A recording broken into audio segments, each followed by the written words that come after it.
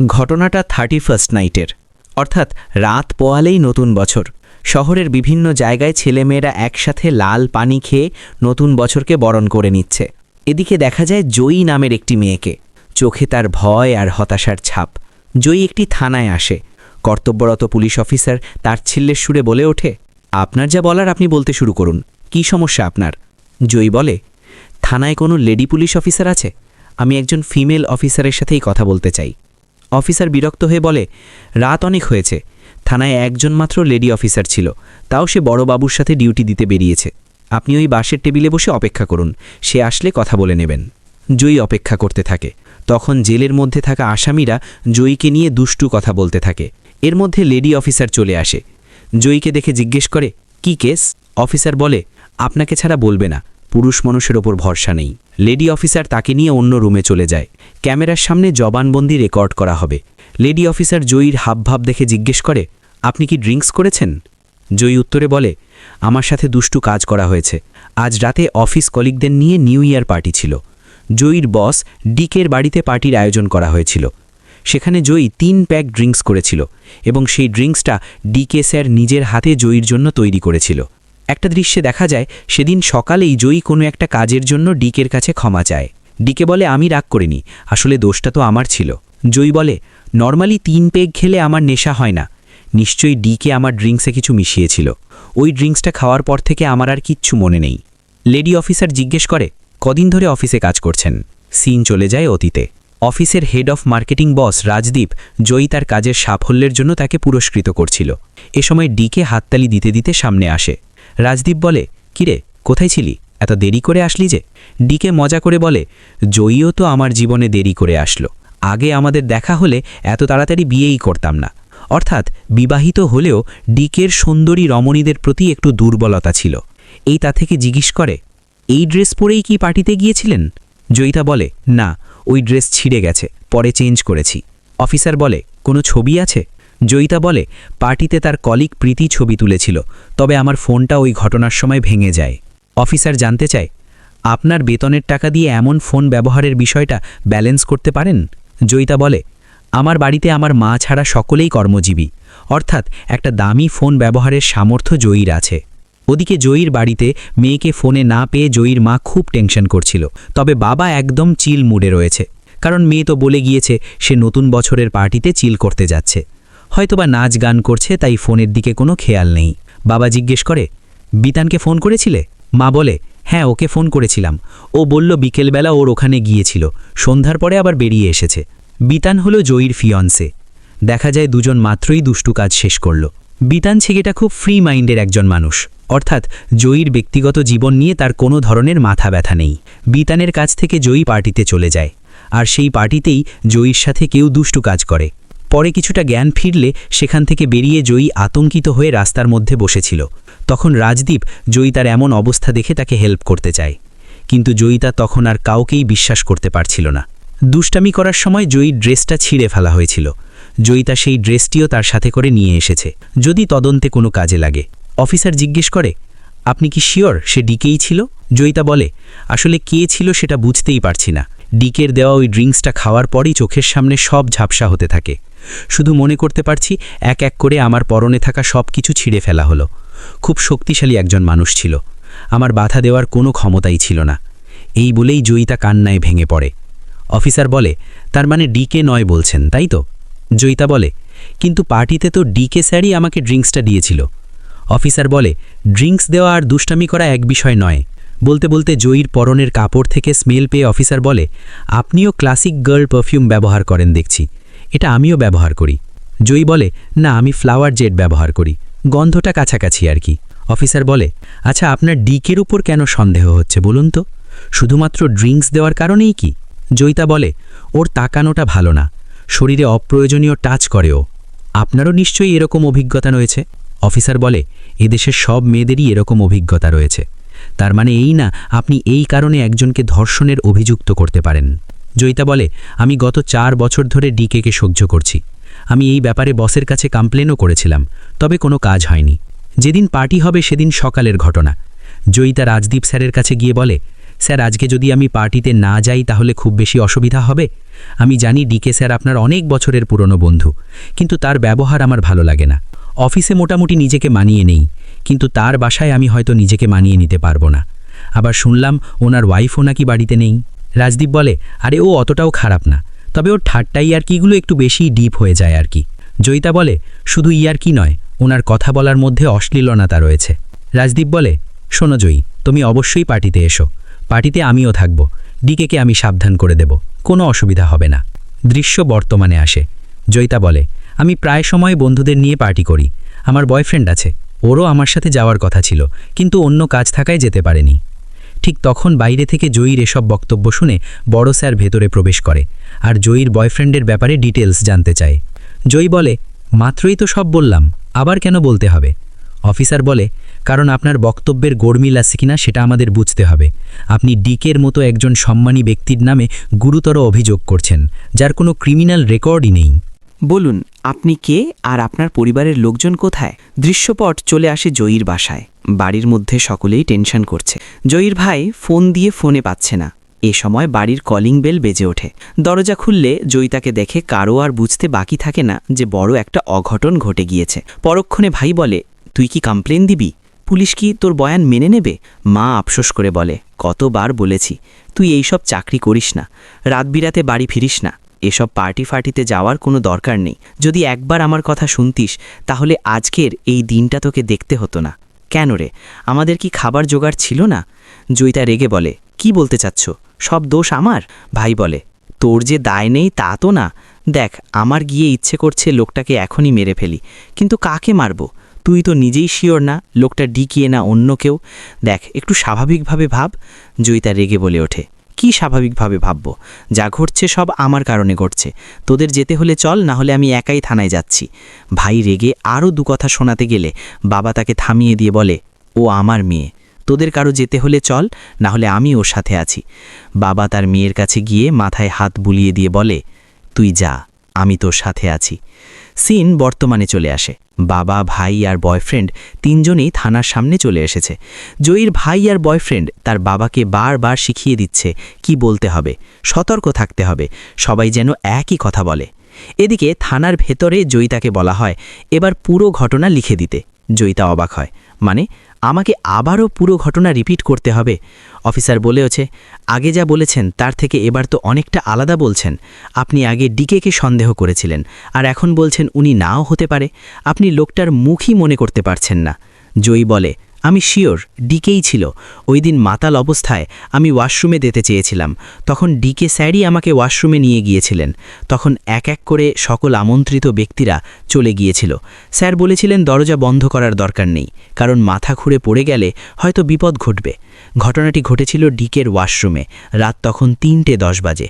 এর মধ্যে জয়ীর বাবা থানায় এসেছে, এই বিষয়টা পুলিশের কানে চলে আসে। অফিসার উঠে সেদিকে চলে যায়, আর নিজের বাবা ভাইকে থানায় দেখে সে থানা থেকে রেগে বাইরে বেরিয়ে যায়। এবার বড়বাবু জয়িতার পরিবারের কাছে একটা জবানবন্দি নিতে চায়। জয়ীর বাবা বলতে থাকে, আমার মেয়েটা এত রাতে বেরিয়ে গেল, এখন ওর সাথে আমার থাকা উচিত, কিন্তু পুলিশ নাছোড় বান্ধা, আগে জবানবন্দি দিতেই হবে। বয়ান শেষে বাবা বলে ওঠে, বড় সাহেব, আমার মেয়েকে আমি চিনি, ও এই সব কিছুর শেষ দেখে ছাড়বে, প্রয়োজনে ও একাই লড়বে। এদিকে জয়ী ড্রাইভ করে একটা বাড়ির সামনে এসে দাঁড়ায়। কলিং বেল চাপতেই সেমন্তী দরজা খোলে। সেমন্তী হলো রাজদীপের বউ। দুজনই জয়ীকে এই অবস্থায় দেখে চমকে ওঠে। 3 ঘন্টা আগের একটা দৃশ্যে দেখা যায়, পার্টি থেকে ফেরার পর রাজদীপের স্ত্রী জিজ্ঞেস করে, পার্টি কেমন হলো? রাজদীপ সেমন্তীর কাছে এসে বসে বলে, ডিকের সাথে পার্টনারশিপটা আর হয়তো রাখা যাবে না। পার্টিতে অতিরিক্ত লাল পানি খেয়ে নিজেকে সামলাতে না পেরে হয়তো জয়ীর সাথে মিসবিহেভ করেছে। শুনলাম দুজনে নাকি একসাথে ওয়াশরুমে ছিল। আমি পার্ক সাইডে আমার কিছু বন্ধুবান্ধবদের সাথে কথা বলে ফিরছিলাম, তখন হঠাৎ লক্ষ্য করি ও রাস্তার পাশে বসে বারবার বমি করছে আর পাগলের মতো ব্যবহার করছে। কোনো মতে ওকে গাড়িতে করে বাড়ি পৌঁছে দিয়ে আসলাম। ঘটনা বর্তমানে আসে। সেমন্তী বলে, তুই তো ওর সাথে আমার বাড়িতে আসতে পারতি, তাহলে আমরা একসঙ্গে না হয় থানায় যেতাম। জয়িতা বলে, আমি আর এসব সহ্য করতে পারছি না। আমি গিয়েছিলাম থানায়, ওই লোকটা আমার সম্মান কেড়ে নিয়েছে, তবে কে করেছে এটা বুঝতে পারছি না, কারণ আমার ড্রিঙ্কসের মধ্যে কিছু মেশানো হয়েছিল। ড্রিঙ্কসটা বানিয়েছিল ডিকে, ওটা পান করার পর প্রায় 1 ঘন্টার কোনো কিছু আমার মনে নেই, সব কিছু যেন ঘোলাতে হয়ে আছে। সেমন্তী জয়িতাকে একটা রুমে নিয়ে রেস্ট করতে বলে, আর ঘন্টা 3 পরেই সকাল হয়ে যাবে, তখন যা করার করা যাবে। আর জয়ীকে সাবধান করে দেয় যেন সে নিজের বডি ওয়াশ না করে এবং কাপড় না পাল্টায়, কারণ এসব কিছুই পরবর্তীতে এভিডেন্স হয়ে দাঁড়াবে। আপাতত পানি ছাড়া যেন কিছুই না খায় সে। নিচে নেমে সেমন্তী রাজদীপকে বলে, থ্যাঙ্কস গড যে তুমি এটা করনি। রাজদীপ বলে, তোমার এসব কথা এখন মাথায় আসছে? আমি কি খারাপ লোকেদের মধ্যে একজন? সেমন্তী তার স্বামীর রাগ ভাঙাতে মিষ্টি মিষ্টি কথা বলতে শুরু করে। রাজদীপ বলে, এজন্যই তোমাকে অনেক কথা বলি না। জয়িতা অনেকটা রুড মাইন্ডের। অফিসে 19 থেকে 20 হলেই কলিগদের 1000টা কথা শুনিয়ে দেয়, মাঝে মধ্যে তো আমাকেও ছাড় দেয় না। পরদিন সকালে পুলিশ অফিসার ডিকের বাড়িতে হাজির হয়। কলিং বেলের শব্দ পাওয়া মাত্রই ডিকের ঘুম ভেঙে যায়। ডিকের মাথায়ও ব্যান্ডেজ। দরজা খুলতেই পুলিশ পুরো বাড়িতে তল্লাশি শুরু করে দেয়। অফিসার জিজ্ঞেস করে, আপনার মাথায় এই আঘাত কি করে হলো? ডিকে বলে, পড়ে গিয়ে মাথায় আঘাত পেয়েছি, এরপর জ্ঞান হারিয়ে ফেলেছিলাম। ভোর 4টের দিকে জ্ঞান ফিরে দেখি আমি সিঁড়ির নিচে পড়ে আছি। সাথে সাথে আমার বন্ধু ডাক্তারকে ফোন করি, তবে সে ফোন রিসিভ করে না। এরপর অন্য এক ডাক্তার দিয়ে ড্রেসিং করিয়ে ব্যান্ডেজ লাগিয়েছি। অফিসার বলে, পড়লেন কি করে? ডিকে বলে, আমার ঠিক মনে নেই, তবে মনে হলো কেউ একজন আমার পেছন থেকে ধাক্কা দিয়েছে, কিন্তু আমি তো এসব নিয়ে কোনো কমপ্লেনই করিনি। ব্যাপার কি বলুন তো? অফিসার বলে, আপনার এক কর্মচারী জয়ী পার্টি থেকে ফিরে আপনার নামে ইচ্ছার বিরুদ্ধে দুষ্টু কাজের মামলা দায়ের করেছে। কথাটা শুনে ডিকে যেন আকাশ থেকে পড়ে। ডিকের ওয়াশরুম থেকে মাথার চুল, ফুটপ্রিন্ট সহ বেশ কিছু স্যাম্পল কালেক্ট করা হয় এবং ডিকেকে জিজ্ঞাসাবাদের জন্য পুলিশ স্টেশনে নিয়ে যাওয়া হয়। ডিকে বলে, পার্টি থেকে রাজদীপ বেরিয়ে যায়, এরপর এক এক করে সকলে বেরিয়ে যায়। এই সময় জয়িতা ওয়াশরুমে যেতে চায়। আসলে আমার বাড়িতেও প্রথম এসেছিল তো, তাই ওয়াশরুম কোন দিকে আমি দেখিয়ে দিতে ওকে সঙ্গে করে নিয়ে যাই। অফিসার বলে, এ পর্যন্ত জয়িতার সাথে আপনার বক্তব্য মিলছে, এরপর থেকে সবকিছু ঘোলাটে লাগছে। যাক, সমস্ত প্রমাণ আপনার বাড়ি থেকে নেওয়া হয়েছে। একজন কনস্টেবল এসে জানায় জয়িতা একজন লয়ার সাথে নিয়ে থানায় এসেছে। অফিসার বেরিয়ে এসে সেমন্তীর সাথে কথা বলছিল। তখন ডিকে বাইরে বেরিয়ে এসে বলে, তুমি এটা কিভাবে করতে পারলে জয়িতা? সবাইকে সত্যিটা বলো প্লিজ। ডিকের কথায় পাত্তা না দিয়ে দুজন বেরিয়ে যায় এবং ডিকেকে আটক করে রাখা হয়। জয়ী আর তার পরিবার ভালো করেই বুঝতে পারছে ডিকে যখন এত বড় একজন ব্যবসায়ী, সে নিশ্চয়ই হাত গুটিয়ে বসে থাকবে না, অবশ্যই সে কোনো না কোনো প্ল্যান খাটাবে। এরপর দেখানো হয় একজন অভিজ্ঞ সিনিয়র লয়ারকে। তার এক বন্ধু তাকে ফোন দিয়ে বলে ডিকের পক্ষে একটা কেস লড়তে হবে। সে জানতে চায় কেসটা কি। ওপাশ থেকে জানানো হয় ওই কলিগের সাথে একটু দুষ্টামি করতে গিয়ে ফেসে গেছে আর কি, ধারা 63। লয়ার একটু চিন্তা করে জানায়, সমস্যা নেই, ইমার্জেন্সি জামিনের ব্যবস্থা করে ফেলব। অন্যদিকে হসপিটালে জয়িতার চেকআপ শুরু হয়েছে। চেকআপের মধ্যেও ওই দিনের স্মৃতি মনে পড়ে জয়িতা ভয়ে আতকে ওঠে। এবার তার নতুন কিছু মনে পড়ে, একটা আংটি। যে তার সাথে দুষ্টামি করেছে তার হাতে একটা আংটি ছিল এবং এই আংটি সে আগেও ডিকের হাতে দেখেছিল। জয়ী চিৎকার করে বলে ওঠে, এটা ডিকেই ছিল। এবার কেস কোর্টে উঠে যায়।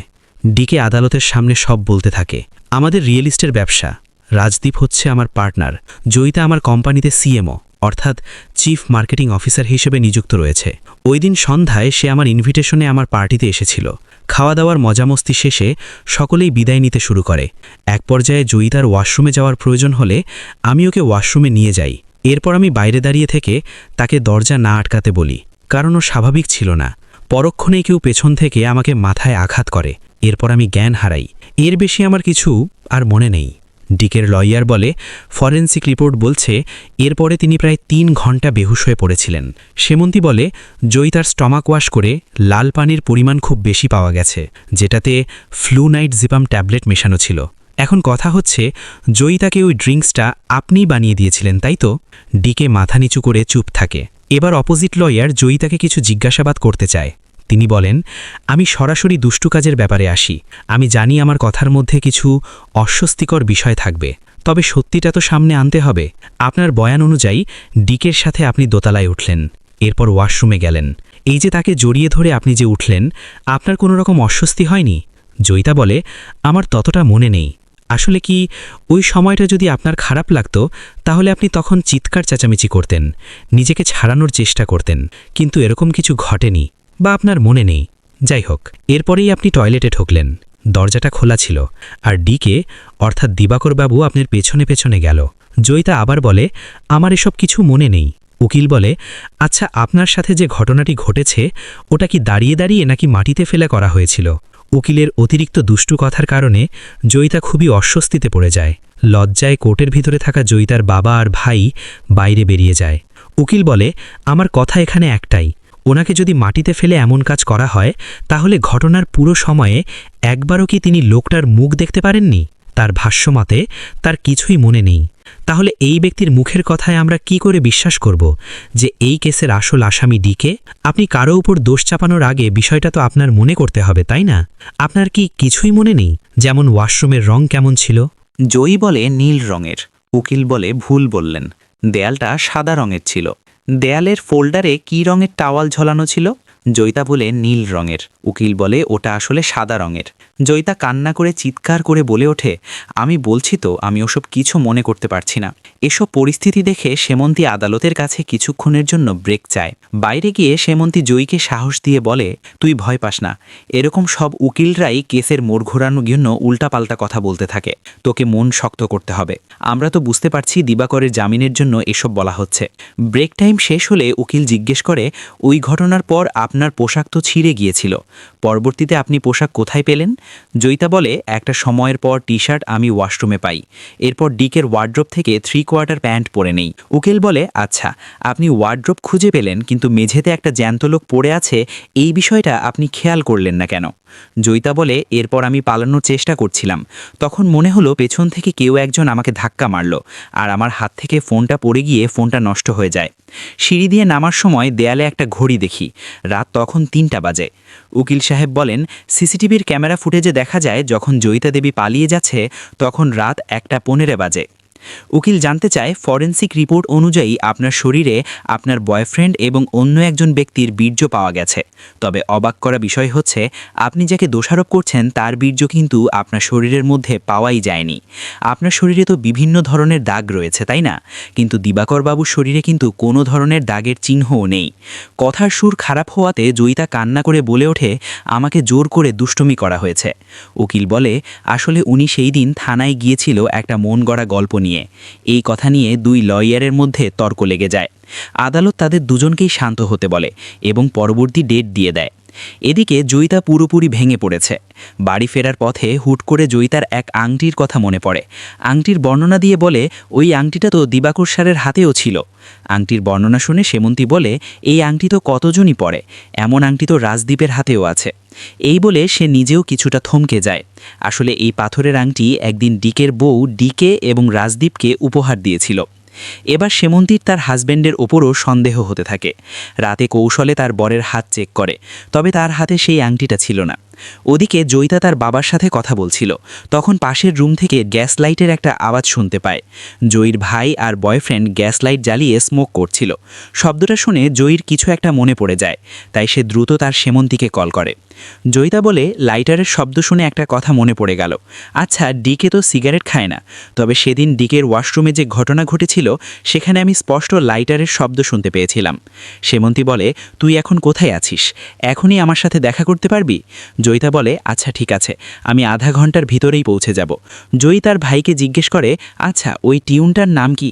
ভাই বলে, ফোরালিস। জয়িতা বলে, আচ্ছা ঠিক আছে। ওদিকে সেই লয়ারকে একজন ফোন করে জানতে চায় ডিকের জামিনের কি হলো। উকিল বলেন, মনে হয় কিছুদিন পর ছাড়া পাবে। ও পাশ থেকে বলে, আচ্ছা ঠিক আছে, বাকিতে ইনভেস্টিগেশন অফিসার নিজেই সামনে নেবে। অন্যদিকে জয়িতার সাথে সেমন্তী দেখা করে বলে, তোর ঠিক কি মনে পড়ছে একটু বলতো? জয়িতা বলে, আমি একটা আংটি দেখেছি, আর বাইরে লাইটারের শব্দ বারবার বেজে উঠেছিল। একটা ভাল্লুকের মুখোশও ছিল, আর তার হাতে একটা ঘড়ি দেখেছি। সেমন্তী বলে, কিন্তু ঘড়িতে তো টাইম ভুল দেখাতে পারে না, তুই যখন বেরোলি তখন 3টে বাজবে কেন? জয়িতা বলে, সেটাই তো বুঝতে পারছি না, কিন্তু আমার স্পষ্ট মনে আছে আমি দেখেছিলাম। সেমন্তী বলে, এসব দিয়ে তো আর একটা কেস জেতা যাবে না, কিন্তু আমি একটা জিনিস বুঝতে পারছি না, ডিকের সাথে যদি তোর দুষ্টু কাজ হয়েই থাকে তাহলে ফরেনসিক টেস্টে কেন এইসব রিপোর্ট পজিটিভ আসবে না? জয়িতা বলে, পুলিশ কি কোনো এভিডেন্স পাচ্ছে না? সেমন্তী বলে, পাচ্ছে হয়তো, কিন্তু আমাদের কাছে আসছে না, কেউ হয়তো ট্যাম্পার করে দিচ্ছে। কথাবার্তার পরে সেমন্তী তার এক সাইকিয়াট্রিস্ট বন্ধু মনিরকে ফোন করে বলে, তোর সাথে দেখা করাটা অনেক দরকার। এ সময় সেমন্তীর হাজব্যান্ড চলে আসে আর বলে, কার সাথে কথা বলছিলে? সেমন্তী বলে মনিরের সাথে কথা বলছিলাম। রাজদীপ বলে কেসটা তুমি না নিলেও পারতে, কারণ অপরদিকে আমার ব্যবসায়িক পার্টনার রয়েছে। সেমন্তী বলে সমস্যা নাই, সে যদি ভুল না করে থাকে তাহলে তো অবশ্যই সে মুক্তি পাবে। পরবর্তীতে দেখা যায় ডিকের কাছে রাজদীপ এসেছে। রাজদীপ বলে তোকে আমি সেই 11 সাল থেকে চিনি, এমন কাজ করার আগে একটুও ভাবলি না তুই? ডিকে বলে আমি তো কিছু করিনি, তুই কি বিশ্বাস করিস আমি এমনটা করতে পারি? ঠিক আছে, যতদিন না প্রমাণ হচ্ছে ততদিন তোদের বিশ্বাস করার প্রয়োজন নেই। রাজদীপ বলে বিষয়টা প্রমাণ করার নয়, এত বড় একটা অভিযোগ তোর নামে উঠবে কেন? আমি এখন স্টাফের মাঝে মুখ দেখাতেও পারছি না। ওদিকে সেমন্তী জয়িতাকে মনির কাছে নিয়ে আসে। মনি একটা কলম হাতে নিয়ে জয়িতাকে বলে, তুমি কি দেখতে পাচ্ছ? জয়িতা বলে, একটা কলম দেখতে পাচ্ছি। মনি বলে, আশেপাশে এত জিনিস থাকা সত্ত্বেও তুমি শুধু একটা কলমকেই দেখতে পেলে? যেমন একটা সময় সেমন্তী আমাকে না দেখে ওই শক্তিশালী জামাই বেছে নিয়েছিল। সেমন্তী ধমক দেয়, মনি সবসময় ফাইজলামি করে। মনি জয়িতাকে বলে, কলমের আশেপাশে তুমি আগেও দেখেছ, কিন্তু সজ্ঞানে দেখনি। সেগুলো তোমার মস্তিষ্কে আছে কিন্তু অজ্ঞানে। এই সব তোমার স্মৃতির অংশ, তাই হঠাৎ হঠাৎ তোমার মনে পড়বে। এরপর চা খাওয়ার সময় জয়িতা একটা স্মেল পায়। তখন সে বলে, আমার আরেকটা জিনিস মনে পড়ল, সেদিন আমি একটা স্মেল পেয়েছিলাম ঠিক এই রকমই। এই গন্ধটা আমি বারবার পাচ্ছি। স্মেলটা মনে হয় কেমোমাইল পারফিউমের, যেটা স্বাভাবিকভাবে ছেলেরা ইউজ করে থাকে। এ কথা শুনে সেমন্তীর কিছু একটা মনে পড়ে যায়। জয়িতা বাসায় এসে এইসব নিয়ে একা একাই চিন্তা করতে থাকে। অন্যদিকে সেমন্তী তার হাজব্যান্ড রাজদীপকে বলে, চলো তো আমরা একদিন ডিকের বাড়িতে যাই, অনেকদিন হলো ওদের সাথে দেখা হয় না। অপরদিকে জয়িতাকে কেউ একজন কল করে পার্সোনালি দেখা করতে চায়। পরক্ষণেই সেমন্তী ও রাজদীপ ডিকের বাড়িতে চলে আসে। রাজদীপ ডিকের বউ পৃথাকে বলে, আপনাদের ছুটির দিন কেমন কাটলো? পৃথা বলে, অনেক ভালোই আর কি, তবে এসব ঘটনার মাঝে আমার ছেলে খবরের কাগজের সব কিছু দেখে ফেলেছে, আর সে কলকাতায় ফিরতে চায় না। সেমন্তী বলে, পৃথা, যা হওয়ার হয়ে গেছে, আমাদের পুরনো বন্ধুত্ব তো নষ্ট করে লাভ নেই, তাই না? পৃথা বলে, জয়িতা আর কোনো লয়ারকে খুঁজে পেল না। সেমন্তী বলে, প্রফেশনালি এবং একটা মেয়ে হিসেবে আমি এই কেসটা রিজেক্ট করতে পারতাম না। এই নিয়ে তাদের মধ্যে কথা কাটাকাটি শুরু হয়। সেমন্তী ফ্রেশ হওয়ার জন্য বাথরুমে যেতে চায়। এদিকে জয়িতার সাথে একজন দেখা করতে আসে, সেই লেডি পুলিশ অফিসার। সে আগেই বলে নেয়, আমার সাথে কিন্তু আপনার দেখা হয়নি। এরপর বলে, পুলিশ অনেক কিছুই পেয়েছে কিন্তু তা প্রকাশ করেনি। সে সেমন্তীর হাতে কিছু এভিডেন্স তুলে দিয়ে বলে, আমাদের বড় স্যার কারো সাথে হাত মিলিয়ে এই প্রমাণগুলো লুকিয়েছিল, এই প্রমাণগুলো আপনার লয়ারের হাতে তুলে দিন। অন্যদিকে সেমন্তী ওয়াশরুমে গিয়ে এভিডেন্স খুঁজতে থাকে। দৃশ্যপট আবারও কোর্টে আসে। উকিল সাহেব অফিসারকে জিজ্ঞেস করে, আপনি তো জীবনে এমন কেস অনেক দেখেছেন, এবার যে জয়িতা দেবীকে দেখছেন তাকে দেখে আসলে আপনার কি মনে হয়? পুলিশ অফিসার বলে, সে আসলে একটা মিথ্যেবাদী। আমি জানি না সে কেন ডিকে চৌধুরী সাহেবকে ভাসাচ্ছে, কারণ আমরা সেখানে ইনভেস্টিগেট করে ডিকের জড়িত থাকার কোনো প্রমাণই পাইনি। এবার ডাকা হয় একজন ডাক্তারকে, যে কিনা সেদিন ডিকের মাথায় ব্যান্ডেজ করেছিল। তিনি বলেন, ডিকে বাবুর কপালে যে চোট লেগেছিল তার ড্রেসিং আমিই করেছিলাম। আসলে দিবাকর বাবুর ওয়াশরুমের পাশেই একটা মূর্তি ছিল, ওনার পাশে সেই মূর্তিটি ভেঙে পড়ে থাকতে দেখতে পাই, আর সেই কাঁচের অংশই ড্রেসিং করার সময় দিবাকর বাবুর মাথায় পাই। এ থেকে ধারণা করা যায় কারো আঘাতের ফলে দিবাকর বাবুর মাথায় চোট লাগেনি। এরপর এক এক করে জয়ীর অফিসের কর্মচারীদের ডাকা হয়। সকলেই অফিসে জয়ী তার বাজে ব্যবহারের কথা তুলে ধরে। এই মুহূর্তে সেখানে মনি চলে আসে। উকিল সাহেব বলে, যেহেতু আমার মক্কেলের বিরুদ্ধে কোনো প্রমাণ পাওয়া যায়নি, সেহেতু আমার মক্কেলকে জামিন দেওয়ার অনুরোধ জানাচ্ছি। এখানে সেমন্তী অবজেকশন জানিয়ে মনিকে কাঠগড়ায় রাখে। মনি আদালতকে বলে, নেশাগ্রস্ত অবস্থায় ভিকটিমের বয়ান বারবার বদলে যেতেই পারে, যার কারণে তার স্থান কাল পাত্রের বিষয়টাও গুলিয়ে যেতে পারে। এবার সেমন্তী অনুমতি চায়, ফাইনাল রায় জানানোর আগে আমি দিবাকরের পরিবর্তে অন্য একজন ব্যক্তিকে প্রধান আসামি হিসেবে কিছু জিজ্ঞাসাবাদ করতে চাই। এবার সেমন্তী রাজদীপ অর্থাৎ নিজের স্বামীকে আসার অনুরোধ জানায়। রাজদীপ কিছু বুঝে উঠতে পারছে না। সেমন্তীর চোখ তখন পানিতে টলমল করছে। দৃশ্যপট অতীতে যায়। সেমন্তী অনেক আগেই রাজদীপের বিরুদ্ধে সমস্ত প্রমাণ জোগাড় ফেলেছিল। বিষয়টা জানার পর জয়িতা বলে, আমার জন্য তোমার সংসার ভেঙে যাবে, তুমি একবার ভেবে দেখো। আমার কেসটা না জিতলেও চলবে, আগে তোমার জীবন নিয়ে ভাবো, দরকার হয় আমি চাকরি ছেড়ে দেব। সেমন্তী বলে, কিন্তু ও যে একজন দুষ্টু লোক, এটা জানার পরেও আমি কোর্টে এটা যদি প্রমাণ না করি তাহলে তো আমি তোকে সহ আরও 5টা মেয়ের ক্ষতি করে ফেলব। আমি জানি আমি হয়তো কিছু বদলাতে পারবো না, তবে সমাজকে একবার তো দেখিয়ে দিতে পারবো। কোর্টে দাঁড়িয়ে আমি যদি মিথ্যে কথা বলিও, সারাটা জীবন এমন একজন মানুষের সাথে আমি কি করে কাটাবো বল? দৃশ্যপট বর্তমানে আসে। ঘটনার ওই দিন রাতে ডিকে যেহেতু অজ্ঞান হয়ে পড়েছিলেন, তাহলে ওই স্থানে অন্য কেউ আসার কথা। জয়িতা বলে, ঘটনা ঘটেছিল 1:08 এই সেই ফোন, যে ফোনের মাদারবোর্ড এবং ডিসপ্লে নষ্ট হয়ে গিয়েছিল। আমি নতুন ফোন কিনেছি, তবে পুরনো ফোনের ডেটা রিকভারি করে জানতে পারলাম ফোনটা থেমে গিয়েছিল 12:58। দ্বিতীয়ত, ফ্লো নাইট্রোজেন ট্যাবলেট, যেটার কথা ফরেনসিক ল্যাব বলেছিল। এই ওষুধটা সাধারণত প্রেসক্রাইব ছাড়া কোনো মানুষের কাছে বিক্রি করা হয় না। ঘটনার ঠিক পরদিন এই ওষুধ আমি আমার নিজের ড্রয়ারে দেখতে পেলাম। সেমন্তী বলে, এই ওষুধটা ঘটনার দিন আমার এখান থেকেই নেওয়া হয়েছিল। আসলে এই ওষুধটা ডক্টর আমাকে দিয়েছিল। মণিময় মুখার্জি আমাকে এটা অ্যানজাইটিং ডিসঅর্ডারের জন্য দিয়েছিল। তৃতীয়ত, আমি বলেছিলাম ওই দিন রাতে যে আমার কাছাকাছি এসেছিল তার শরীর থেকে একটা পারফিউমের ঘ্রাণ আসছিল, যেই পারফিউম দিবাকর ব্যবহার করে না। তবে মাঝে মধ্যে রাজদীপ স্যারের শরীর থেকে আমি টের পেতাম। এই বিষয়টা আমার পরে মনে পড়ে। সেমন্তী বলে, এই পারফিউম আমি আমার স্বামীকে কিনে দিয়েছিলাম। 4 নাম্বার, আংটির বিষয়টা। ঘটনার দিন রাজদীপের আঙ্গুলে ওই আংটি ছিল, কিন্তু এরপর থেকে ওই আংটি আর কোথাও দেখতে পাওয়া যায়নি। 5 নাম্বার পয়েন্ট হচ্ছে, দিবাকর প্রায় 10 বছর হয়েছে ধূমপান করা ছেড়ে দিয়েছে। তবে ওই দিন রাতেই কেউ একজন লাইটার ধরিয়েছিল, যার মধ্যে একটা মিউজিক পাচ্ছিল। সেমন্তী বলে, মিস্টার রাজদীপ বিভিন্ন সময় বিভিন্ন লাইটারের মাধ্যমে ধূমপান করতেন। ঘটনার পরে আমি আমার গাড়ির মধ্যে সেই লাইটার খুঁজে পাই। আসলে 9:15 থেকে 12:35 দিকে বেরোনোর জন্য রাজদীপ নিজের গাড়ি ব্যবহার করেছিলেন। ঘটনার দিন 12:40 দিকে দিবাকর বাড়ি থেকে সকলে বেরিয়ে গিয়েছিল। পরবর্তীতে মিস্টার রাজদীপ সেমন্তীর গাড়ি নিয়ে সেই বাড়িতে আবার ফিরে আসেন। আসলে গাড়ির নাম্বার ট্র্যাক করার কোনো পজিশন নেই, তবে গাড়ি ড্রাইভ করা ব্যক্তির নাম্বার ট্র্যাক করলেই রাজদীপের নাম্বারটা সামনে চলে আসে। অর্থাৎ মিস্টার রাজদীপ দত্ত দুষ্টু কাজ করার সময় নিজের গাড়ি নয়, বরং সেবন্তীর গাড়ি ব্যবহার করেছেন। এই কেসের দায়িত্বে থাকা পুলিশ অফিসার অলোকেশ সরকারও কিন্তু সবটা জানতেন, তবে তিনি ইচ্ছাকৃতভাবে এই বিষয়টা আড়াল করেছেন। তিনি রেকর্ড করা ভিডিও ফুটেজগুলো ডিলিট করে দিয়েছিলেন। তবে দিবাকরের বাড়িতে সিসিটিভি ফুটেজ ক্লাউড স্টোরেজে ডেডিকেট করা রয়েছে। আর ওয়াশরুমের যে ব্যাপারটা, ওই বিষয়টাও ক্লিয়ার করা হয়। ওয়াশরুমের নীল আলোর একটা লাইটিং ছিল, আর সাধারণত নীল আলোতে পার্পেল কালারকে আমরা নীল কালারই দেখি। আর ওই দিন রাজদীপ যে পার্পেল কালার পরেছিল, এটা স্পষ্ট সেমন্তীর মনে আছে। এসব বলতে বলতে সেমন্তী যেন নিজেকে আর সামলাতে পারে না। কাঠগড়া থেকে নেমে জয়িতা সেমন্তীকে সান্ত্বনা দেয়। সেমন্তী রাজদীপের কাছে গিয়ে জিজ্ঞেস করে, এমন কাজটা আপনি কেন করলেন? রাজদীপ বলে, আমি বুঝতে পারছিলাম ধীরে ধীরে কোম্পানিতে আমার জায়গাটা জয়িতা নিয়ে নিচ্ছিল।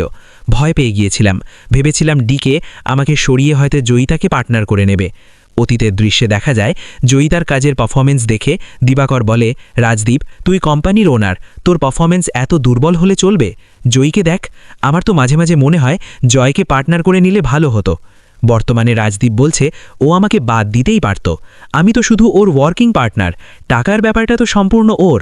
তাই আমি জয়ীর দুর্বলতাকে কাজে লাগিয়ে দিবাকরকে ফাঁসিয়ে সিস্টেমে জয়ীকে অফিস থেকে বের করানোর চিন্তা করেছিলাম। দিবাকর চিৎকার করে বলে ওঠে, তুই ভাবলি কি করে আমি তোকে কোম্পানি থেকে সরাতে পারি? আসলে ওই দিন কৌশলে রাজদীপ ড্রিঙ্কসের মধ্যে ওষুধ মিশিয়ে দিয়েছিল। রাজদীপ বলে, আমি এই কেসের সাথে যুক্ত নেই, এটা প্রমাণ করতে আগেই বেরিয়ে গিয়েছিলাম। এরপরে সবাই বেরিয়ে যাওয়ার পর আবার ফিরে আসি। ততক্ষণে জয়িতার কোনো সেন্স ছিল না, আর দিবাকর বাইরে দাঁড়িয়ে পাহারা দিচ্ছিল। আমি ওকে ধাক্কা দিয়ে অজ্ঞান করেছিলাম। আমাকে এসব এভিডেন্স লুকাতে সাহায্য করেছিলেন অলোকেশ সরকার।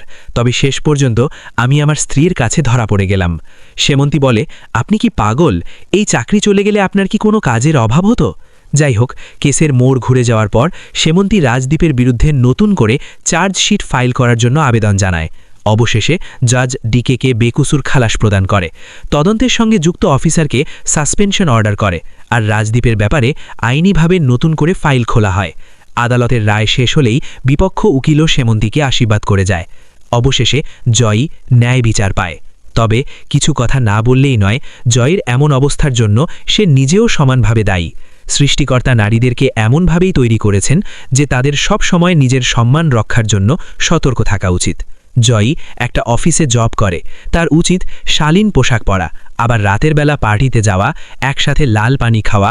এরপর দুর্ঘটনা হলে পুরুষের ওপর সম্পূর্ণ দায় চাপানো মোটেই কাম্য নয়। ঘটনাটি নিয়ে আপনার মতামত কমেন্টে জানাবেন। আজ বিদায় নিচ্ছি, আল্লাহ হাফেজ।